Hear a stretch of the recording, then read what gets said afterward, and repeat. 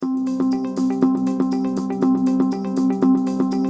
ACS-RRG pilot funding is critical to new investigators starting off their career, particularly assistant professors of medicine and research. It jumpstarts their career, particularly if it's an exciting project that has potential for funding at the NIH R01, R21 level. When I was an assistant professor, I applied for an ACS-IRG grant. It was based on mechanism of resistance to targeted therapy, particularly in a rare type of sarcoma called GIST, G-I-S-T, gastrointestinal stromal tumor. And we were able to develop a cell line in the lab that grew chronically on the drug and eventually became resistant. So we were then able to get the grant based on that preliminary data that then helped us develop further experiments to analyze what was going on in terms of acquired resistance. And we came up with novel findings that applied to the clinic.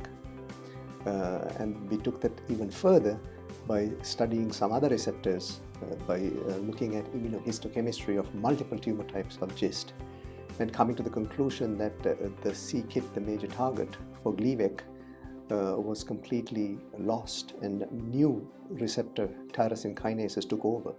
And now it provides us the opportunity to combine drugs at the beginning instead of allowing the tumor to become resistant. So that was a real breakthrough.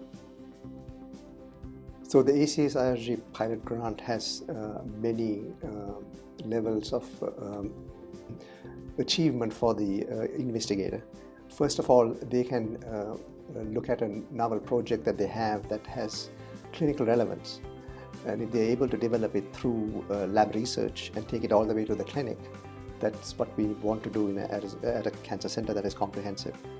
So we encourage investigators to have such projects, to develop them through the ACS-IRG pilot, so that they can actually get higher levels of funding for their project, which are important projects to take forward into the clinic.